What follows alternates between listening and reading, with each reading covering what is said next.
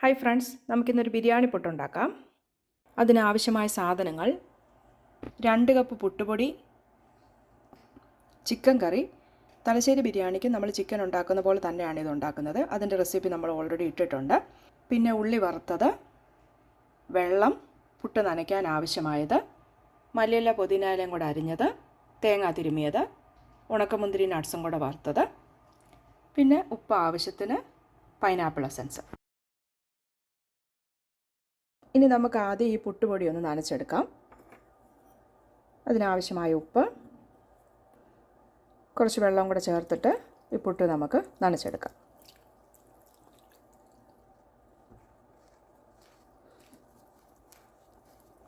ഞാനിവിടെ ചെമ്പാ പുട്ടുപൊടിയാണ് എടുത്തിരിക്കുന്നത്. വൈറ്റ് പുട്ടുപൊടി ആയാലും ഏത് പുട്ടുപൊടി ആയാലും കുഴപ്പമില്ല.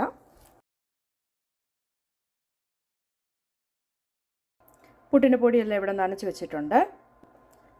ഈ പുട്ടിൻ്റെ പൊടി നനയ്ക്കാൻ വേണ്ടി ഞാൻ 2 കപ്പ് വെള്ളമാണ് ഉപയോഗിച്ചിരിക്കുന്നത്. ഞാനിപ്പോൾ ഇവിടെ മട്ട റൈസിൻ്റെ പൊടിയാണ് എടുത്തിരിക്കുന്നത്. നമ്മൾ വൈറ്റ് റൈസ് ആണെങ്കിൽ അതനുസരിച്ച് വെള്ളത്തിൻ്റെ ക്വാണ്ടിറ്റിയിൽ ഡിഫറൻസ് വരും. ആദ്യം നമുക്ക് ഈ പുട്ടിൻ്റെ കുടത്തിനകത്ത് കുറച്ച് വെള്ളം വെച്ചിട്ട് അത് ബോയിൽ ചെയ്യാൻ വേണ്ടി വെക്കാം. എന്നിട്ട് നമുക്ക് ഈ പുട്ടിനെ ഒന്ന് ലെയർ ചെയ്യാം.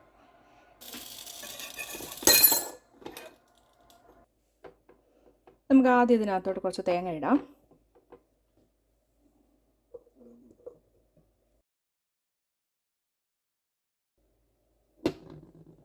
ഇനി ഇതിനകത്തോട്ട് നമുക്ക് കുറച്ച് പുട്ടിൻ്റെ പൊടി ഇടാം.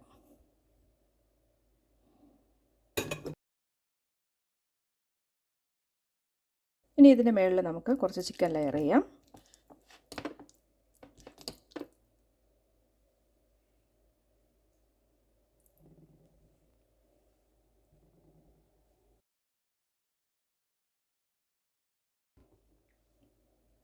ഇനി അതിൻ്റെ മുകളിൽ കുറച്ച് പൊടി ഇടാം. ഇനി അതിൻ്റെ മുകളിൽ കുറച്ച് നമ്മുടെ ഉള്ളി വറുത്തതിടാം.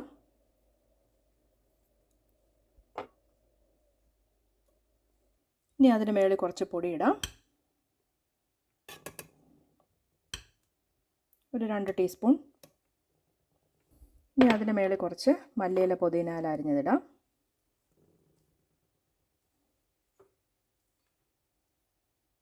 ഒരു സ്പൂൺ പൊടി ഇടാം. അതിന് മുകളിൽ കുറച്ച് ചിക്കനോട് വയ്ക്കാം.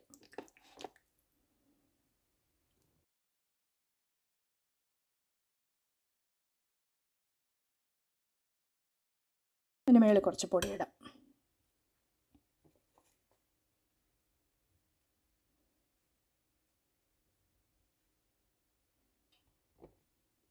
ഇതിന് മുകളിൽ നമുക്ക് 1-2 ഡ്രോപ്പ് പൈനാപ്പിൾ എസൻസ് ഒഴിക്കാം. ഇത് ഓപ്ഷണലാണ്. കുറച്ച് ഒനിയൻ ഫ്രൈ ചെയ്തത്,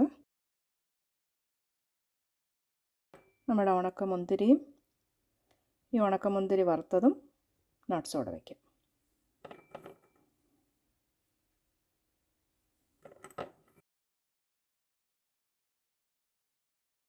ഇനി നമുക്കിത് അടച്ചിട്ട് ഇതൊന്ന് സ്റ്റീം ചെയ്തെടുക്കാം.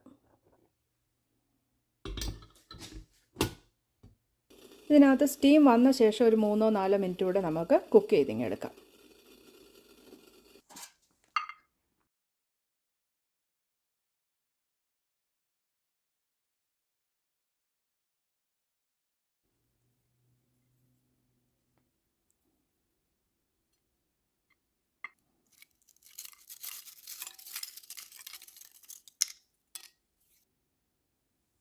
അപ്പോൾ നമ്മുടെ ബിരിയാണി പുട്ട് ഇവിടെ റെഡി ആയിട്ടുണ്ട്. Thank you for watching. Try it and enjoy.